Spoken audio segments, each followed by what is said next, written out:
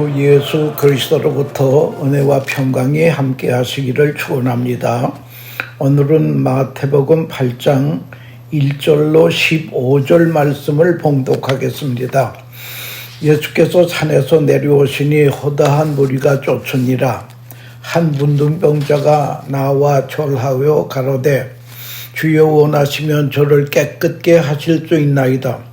예수께서 손을 내밀어 저에게 대시며 가라사대 내가 원하노니 깨끗함을 받으라 하신즉 즉시 그의 문둥병이 깨끗하여 전지라. 예수께서 이르시되 삼가 아무에게도 이르지 말고 다만 제사장에게 네 몸을 보이고 모세의 명한 예물을 드려 저희에게 증거하라 하시니라. 예수께서 가버나움에 들어가시니 한 백부장이 나와 간구하여 가라되 내 하인의 중풍병으로 집에 누워 몹시 괴로워하나이다. 가라사대 내가 가서 고쳐주리라. 백부장이 대답하여 가라되 주여 내 집에 들어오심을 나는 감당치 못하겠사오니 다만 말씀으로만 하옵소서. 그리하면 내 하인이 낫겠삼나이다. 나도 남의 수하에 있는 사람이요 내 아래도 군사가 있으니 이도로 가라 하면 가고 저다로 오라 하면 오고 내 종도로 이것을 하라 하면 하나이다. 예수께서 들으시고 기이히 여겨 쫓는 자들에게 이르시되 내가 진실로 너에게 이르노니 이스라엘 중 아무에게서도 이만한 믿음을 만나보지 못하였노라. 또 너희에게 이르노니 동서로부터 많은 사람이 이르러 아브라함과 이삭과 야곱과 함께 천국에 앉으려니와 나라의 본 자손들은 바깥 어두움에 쫓겨나 거기서 울며 이를 갈미 있으리라. 예수께서 백부장에게 이르시되 가라 네 믿는 대로 될지어다 하니 그 시로 하인이 나으리라. 예수께서 베드로의 집에 들어가사 그의 장모가 열병으로 앓아 누운 것을 보시고 그의 손을 만지시니 열병이 떠나가고 여인이 일어나 예수께 수종 들더라. 아멘. 이 말씀을 가지고 기도에도 단계가 있습니다. 기도에도 단계가 있습니다. 라고 하는 주제로 말씀드리려고 하는 것입니다. 예수님이 많은 병자를 치료해 주셨습니다. 치료하실 때 보면은 터치용법을 사용했다라고 하는 것입니다. 문둥병자에게 손을 대시며 베드로의 장모의 손을 만지시고 12해를 혈류증으로 앓던 여인이 예수님의 옷가를 터치하시니 병이 다 났다라고 하는 것입니다. 터치용법을 통해서 치유하시고 기도를 통해서 치료하셨다고 하는 것입니다. 티파니 필드의 책에 터치, 만진다 라는 책에 보면 이런 이야기가 소개되고 있습니다. 2차 대전 당시에 이탈리아 작은 도시에 강 하나를 사이에 두고 두 고아원이 있었습니다. 한 고아원은 연합군의 도움을 받아 시설도 좋고 용량도 충분히 공급되었는데 강 건너편 다른 고아원은 시설도 열악하고 기본 용량도 제대로 공급이 되지 못하고 있었습니다. 그런데 오히려 시설이 열악한 고아원이 시설이 좋았던 연합군의 도움을 받은 고아원보다 아이들의 발병률이나 사망률이 크게 낮았다고 하는 것입니다. 전쟁이 끝난 다음에 몇 학자들이 이를 연구하기 시작했습니다. 아주 흥미로운 사실을 하나 발견했습니다.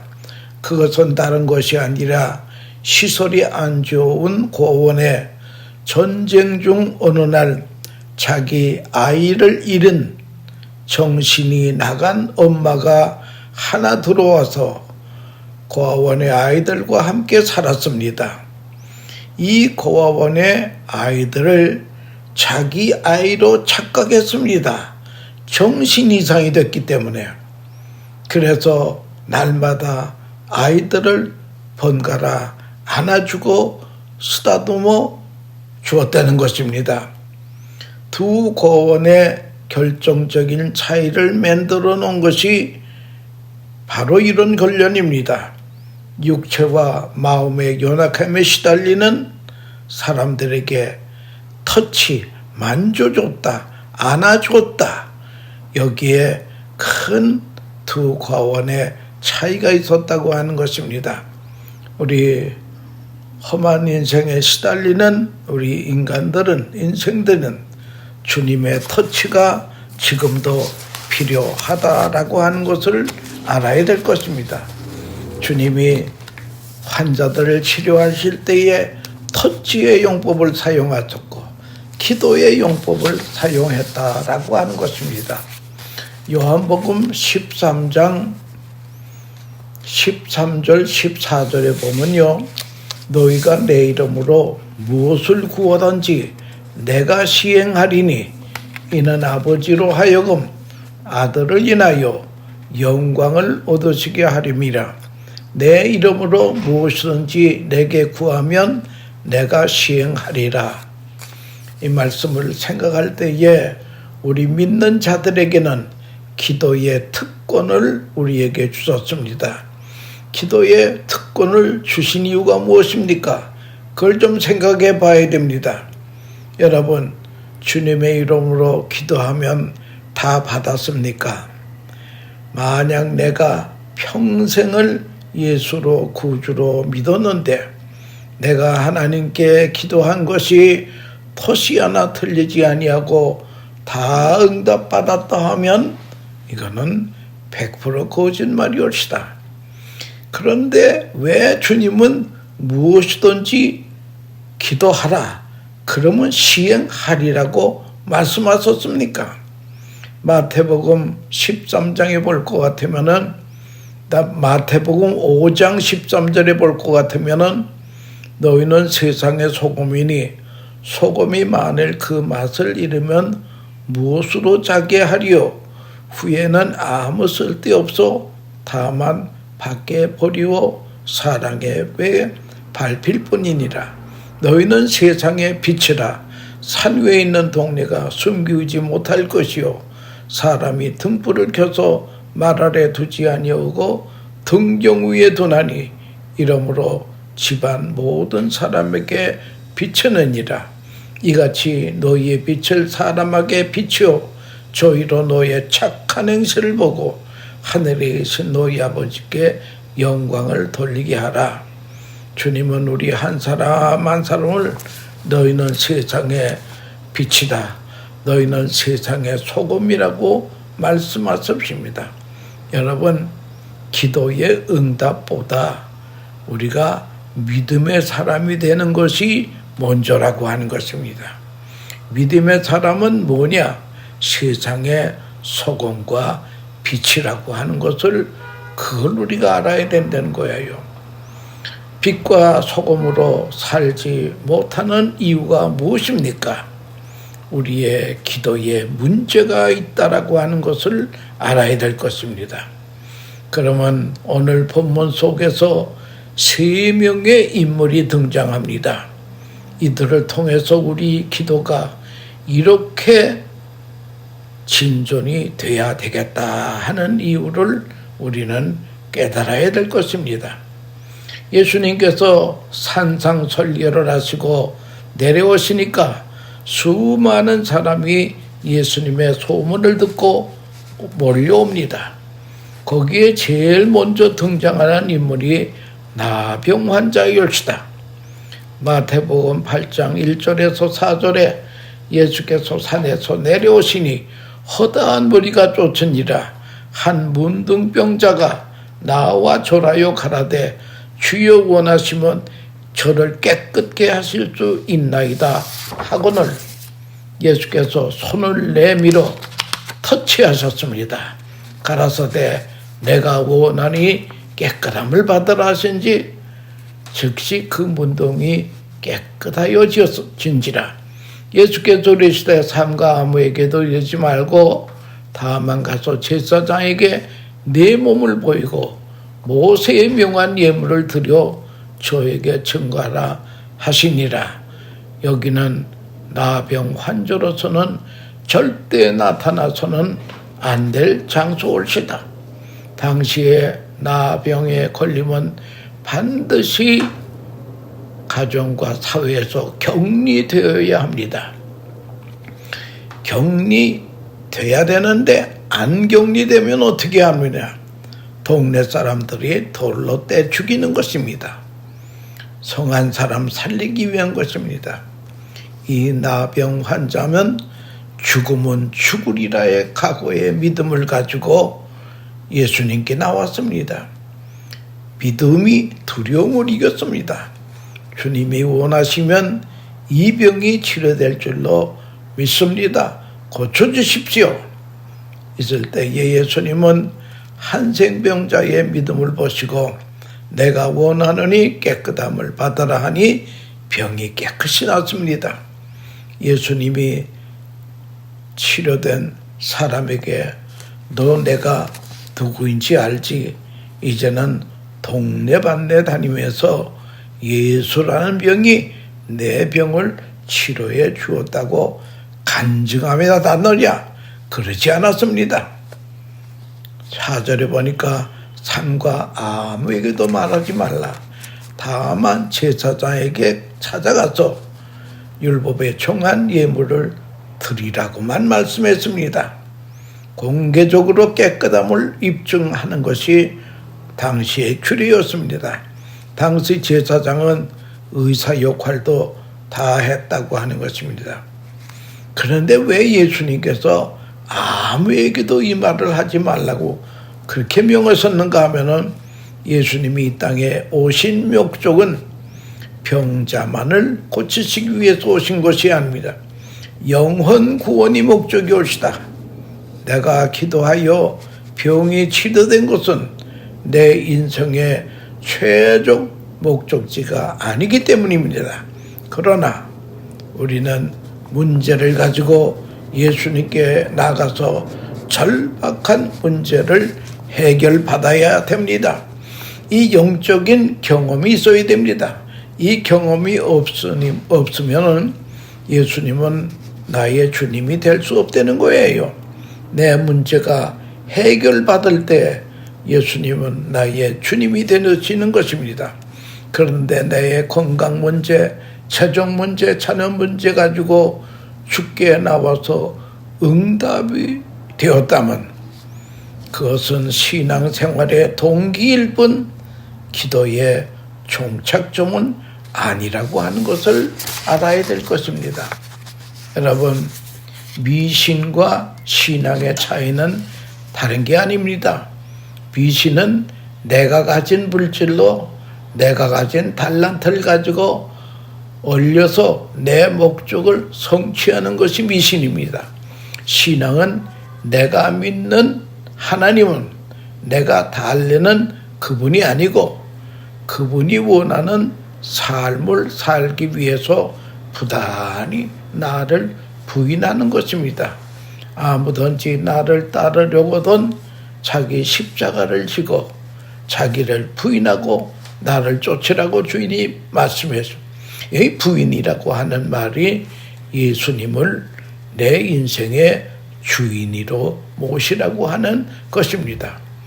그동안은 내 마음의 왕자에 내가 앉아서 좌지우지했지만 이제는 예수님이 내 마음의 왕자에 왕림하셔서 내 사원행을 모두 통제해달라고 하는 그런 말이 되겠습니다. 미신은 내 욕심을 위해 기도하는 것입니다. 문둥병 환자가 고침을 받은 것으로 만족한다면 남에게 유익을 주는 것은 없습니다. 그렇기 때문에 우리가 기도하고 성공했습니까? 성공에는 사명이 따른다고 하는 것을 알아야 될 것입니다. 저도 초등학교 다닐 때에 강물에 빠져서 죽을 뻔한 적이 있습니다. 그럴 때 제가 하나님 앞에 간절히 기도했습니다. 제가 제 목숨을 살려주면은 제가 꼭 목사가 되겠습니다. 그때 내가 간절히 기도해서 거기서 살아남았습니다. 아마 그래서 그런지 지금 제가 목사가 되어서 벌써 은퇴한 지도 15년이 지나고 말았습니다. 내 문제를 놓고 간절히 기도하는 것은 기도의 출발점이라고 하는 걸 알아야 될 것이며, 그러면 그 다음 단계는 뭐냐? 다음 단계는 두 번째 등장하는 백부장의 기도일시다. 여기 5절에 볼 것 같으면은 예수께서 가버나움에 들어가시니 한 백부장이 나와 간구하여 가라되, 주여 내 하인이 중병병으로 집에 누워 몹시 괴로워하나이다. 가라사대 내가 가서 고쳐주리라. 백부장이 대답하여 가라되, 주여 내 집에 오심을 나는 감당치 못하겠사오니 다만 말씀으로만 하옵소서. 그래야면 내 하인이 낫겠삼나이다. 나도 남의 수하에 있는 사람이요 나 아래도 군사가 있으니 이더러 가라 하면 가고 저더러 오라 하면 오고 내 종도로 이것을 하라 하면 하나이다. 예수께서 들으시고 기히 여겨 쫓는 자들에게 이르시되, 내가 진실로 너에게 이르노니 이스라엘 중에 아무에게서도 이만한 믿음을 만나보지 못하였노라 했습니다. 2000년 전 성지 이스라엘에는 로마 군인들이 주둔되어 있었습니다. 역사가에 의하면 한 5,000명 정도 주둔이 되었다고 하는 것입니다. 이 백부장이라고 하는 분은 100명의 부하를 다스리는 장교올시다. 식민 통치할 때에 군인은 막강한 힘이 있습니다. 당시에 백부장은 군대에서 50명에서 60명 정도였다고 하는 것입니다. 그러니까 1%밖에 없는 백부장이 올시다. 아주 상위에 속한 권력자입니다. 이런 사람이 통치를 맡고 있는데 청년 앞에 나와 무릎을 꿇고 간절히 기도합니다. 그 기도의 내용이 무엇입니까? 백부장은 자기의 문제를 가지고 나오지 않았습니다. 하인, 종의 문제를 가지고 주님께 나왔습니다. 당시 종은 헬라 원어에 볼 것 같으면 노예올시다. 노예는 태어날 때부터 노예입니다. 로마 제국은 계급사회에 올시다. 노예는 인간이 아닙니다. 그저 말할 수 있는 동물 정도로 취급을 받았습니다. 그런데 1%의 권력자에 해당되는 백부장이 예수께 와서 간구하는데, 내 노예의 중풍병이 걸렸으니 고쳐달라고 하는 것입니다. 우리는 남을 위해 기도한다면 내 집 식구 정도인데, 백부장은 노예를 위해서 기도합니다. 피 한 방울 섞이지 않는 노예를 위해서 예수님께 나와 기도합니다. 이런 노예를 위해 무릎을 꿇고 간구합니다. 당시에도 중풍병은 불치의 병이었습니다. 백부장은 주님께 오기 전에 백방으로 아마 종을 치료해보려고 노력도 했을 것입니다. 그래도 안 되니까 예수님께 찾아와서 간구하는 것입니다. 백부장의 중심을 보시고 가자, 내가 고쳐주리라. 그러면 백부장은 웰컴하고 주님을 모시고 가는 게 원칙인데, 여기 성경에 보니까 주여 여기서 명령만 하십시오. 그러면 내 하인이 낫겠습니다. 백부장은 앞에 있는 청년이 바로 메시아임을 믿었습니다. 그러니 당신이 오실 필요가 없습니다. 명령만 하셔도 됩니다. 당신은 시간과 공간을 초월하신 메시아임을 믿습니다. 위대한 신앙 고백일시다. 여기 10절에 주님은 이 고백을 놀랍게 여기시고 감탄하십니다. 이때에 주님은 이만한 믿음을 이스라엘 백성에서는 보질 못했다고 말씀하시는 것입니다. 대단한 믿음이올시다. 너에게 이르노니 동서로부터 많은 사람이 이르러 아브라함과 이삭과 야곱과 함께 천국에 앉으려니와 나라의 본 자손들은 바깥 어두움에 쫓겨나 거기서 울며 이를 갈미 있으리라. 여러분, 백부장은 이방인이올시다. 이방인은 예수님을 메시아로 알아보고 고백을 하는데 유대인들은 소위 선민이라고 자처하는 유대인들은 예수님을 못 알아보았습니다. 그러므로 우리도 예수를 바로 알고 바르게 기도해야 될 것입니다. 13절에 예수께서 백부장에게 이르시되 가라 네 믿은 대로 될지어다 하시니 그 시로 하인이 나으니라. 네 믿음대로 되라. 이 말의 뜻은 노예의 유익을 위하여 믿는 그 믿음, 노예의 유익을 위하여 믿는 그 믿음대로 되라. 즉시 치료가 되었습니다. 한센병 환자는 자기 문제를 들고 예수님께 나왔습니다마는 백부장은 자기 문제가 전혀 아니 급이 맞지 아니하는 노엘의 병을 위해서 주님 앞에 나왔다고 하는 그런 것이다. 여러분, 백부장의 기도가 우리에게 필요하다고 하는 것입니다. 기도는 노동이라는 말도 있습니다. 기도는 쉬운 것이 아닙니다.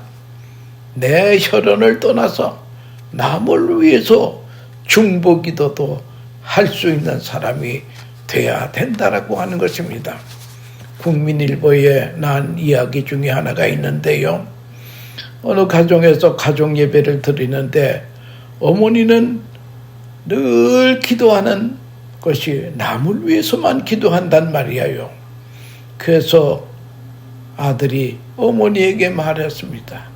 어머니, 우리 식구 위해서는 기도 안 하고 왜 남을 위해서만 기도합니까? 그럴 때에 어머니가 아들에게 말하기를 남을 위한 기도가 하나님이 기뻐하시고 남을 위해서 기도할 때에 그 기도가 우리에게도 이루어지는 것이란다 하고 기도를 설명했다고 말이 있는데 그 왜 남을 위해서만 기도하느냐고 하던 그 아들이 우리나라의 대통령이 된 그런 사례가 있다는 거예요.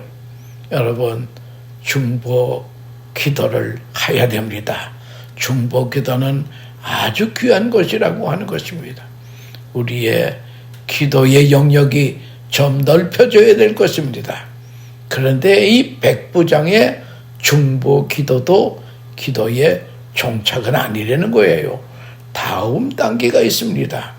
여기 보면 베드로, 예수님의 제자 베드로가 등장합니다. 여기 14절에 보면 예수께서 베드로의 집에 들어가사 그의 장모가 열병으로 앉아 누운 것을 보시고 그 손을 만지시니 열병이 떠나가고 여인이 일어나서 예수께 수종 들더라. 부모는 당시에도 아들이 부양하는데 베드로의 집에는 사위가 장모를 부양했다는 것입니다. 예수님이 베드로와 함께 집에 들어가시니 장모가 열병에 걸렸습니다. 이때 베드로가 주님 잘 오셨습니다. 장모의 열병을 좀 고쳐주세요. 그렇게 해야 되는데 여기 성경에 보면 베드로가 장모의 병을 고쳐달라는 말이 한마디도 없습니다. 15절에 주님이 손을 만지시니 열병이 떠나갔다라고만 되어 있습니다. 베드로는 한마디 기도도 하지 않았습니다. 주님이 직접 보시고 고쳐 주셨습니다. 간구도 안 했는데 치료해 주었습니다. 그 이유는 베드로는 주님과 동행했기 때문입니다. 여러분, 동행의 기도가 기도의 종착이라고 하는 것입니다. 이 동행이라고 하는 말이 참 중요합니다. 히브리 말로 할라크라고 하는 것이 동행인데요. work with, 누구와 더불어 동행한다. 에녹이 하나님과 동행하더니 죽음을 보지 아니하고 하늘에 승천했었다고 하는 것입니다. 이 역사상 가장 오래 살았던 무두셀라가 하나님과 동행하며 자식들을 낳았다라고 하는 성경 말씀이 있습니다. 또 노아가 그렇습니다. 하나님을 기쁘시게 하는 노아, 바로 노아가 하나님과 동행하더니 홍수 심판에서 구원함을 받았다고 하는 것입니다. 이 동행이라고 하는 것은 하나님과의 올바른 관계올시다. 그게 바로 기도 습관, 긍휼 습관, 먼저 그 나라와 그 의를 구하는 습관, 이런 것이 바로 동행이라고 하는 것입니다. 주님과 동행한다. 임마누엘의 신앙은 최고의 신앙이라고 하는 것을, 그걸 우리가 알아야 될 것입니다. 기도는 내 문제를 가지고 나와서 응답받고, 그 다음에는 남을 위해서 기도하고 기도의 적용을 넓혀가다가 주님과 동행하기 위한 기도입니다. 이쯤 기도가 올라가면 나에게 필요한 것, 나의 필요를 위해 기도하는 것은 필요하지 않다는 것을 알게 될 것입니다. 내가 주님과 동행하는 삶을 사는 한 나에게 필요한 모든 것은 주님이 책임져 주신다는 거예요. 베드로가 주님과 동행하니 베드로가 기도하지 않아도 장모의 병을 주님이 아시고 고쳐주셨다는 거예요. 이것이 기도의 마지막 단계라고 하는 것입니다. 여기서 우리도 삶의 변화가 생깁니다. 나 하나 때문에 공동체가 새로워집니다. 기도에 대한 성경을 좀 봅시다. 너는 기도할 때에 네 골방에 들어가 문을 닫고 은밀한 중에 계신 네 아버지께 기도하라. 은밀한 중에 보시는 네 아버지께서 갚으시리라. 또 기도할 때에 이방인과 같이 중언부언하지 말라. 말을 많이 하여야 들으실 줄 생각하느니라. 그러므로 저희를 본받지 말라. 구하기 전에 너에게 있어야 할 것을 하나님 너희 아버지께서 아시느니라. 예수님이 사역을 시작하면서 마태복음 4장 17절에 회개하라, 천국이 가까웠다고 말씀합니다. 예수님은 천국을 위해서 오셨습니다. 인간으로 하여금 천국으로 돌아오도록 하기 위해서 오셨습니다. 예수님의 첫 번째 설교가 회개하라, 천국입니다. 두 번째 설교가 복이라고 하는 것입니다. 사람의 마음이 가난한 자는 복이 있나니 천국이 저희 것이요, 화평케 하는 자는 복이 있나니 저희가 하나님의 아들이라 일컬음을 것이요, 의를 위하여 핍박을 받는 자가 복이라고 했습니다.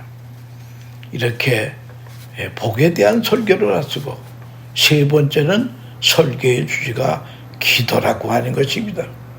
기도도 전부 자기 울타리를 벗어나지 못합니다. 그래서 마태복음 6장 7절로 이방인과 같이 중언부언하지 말라. 반복해서 되풀이 하지 말라. 그래야 응답된다고 잘못 생각하지 말으라고 하는 것입니다. 8절에 보니까 구하기 전에 하나님 아버지께서 아시느니라. 내 사정을 주님이 모르신다는 전제의 기도를 하면은 이건 잘못된 신고할 것이다.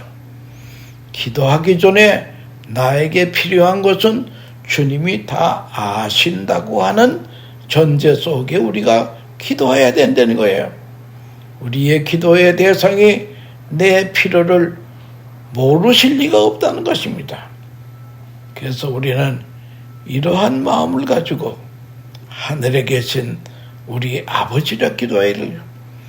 여러분, 우리가 기도해서 햇빛과 공기가 왔나요? 햇빛과 공기가 없으면 우리가 죽습니다.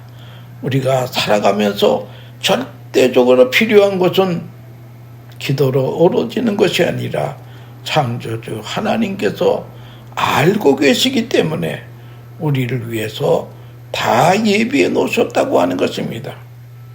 어머니 뱃속에 있는 어린애기가 세상에 나가 살기 위해서 기저귀 걱정, 우유 걱정 하겠습니까? 아닙니다. 벌써 부모가 미리 다 준비하고 아기 탄생을 기다리고 있다는 거죠. 하물며 하나님께서 우리의 필요를 왜 준비하시지 않겠느냐. 그러므로 너희는 이렇게 기도하라 하면서 하늘에 계신 우리 아버지와 하면서 우리에게 기도를 가르쳐 주었습니다. 그러므로 너희는 이렇게 기도하라. 이 말이 뜻을 알려면 앞뒤 문장을 잘 알아야 됩니다. 네가 믿는 하나님은 너희에게 있어야 될 것을 다 알고 계시는 분이다. 그러므로 너희는 이렇게 기도하라. 이렇게 연결이 된다라고 하는 것을 그걸 우리가 알아야 될 것입니다. 여러분, 우리의 기도가 이제는 나의 문제를 가지고 하나님 앞에 나아가는 그런 기도 있어야 됩니다. 이거는 기도의 시발입니다. 그리고 남을 위해서 중보 기도해야 하는 그 중보 기도가 필요합니다. 세 번째는 주님과 동행하는 기도. 주님의 뜻을 살피는 그 기도를 할 때에 주님은 우리의 쓸 것을 다 아시고 예비해 주시는 하늘에 계신 우리 아버지라고 하는 것을 그걸 알면서 이제 우리가 기도의 지경을 넓히면서 사는 기도의 사람들 되시기를 축원합니다. 감사합니다.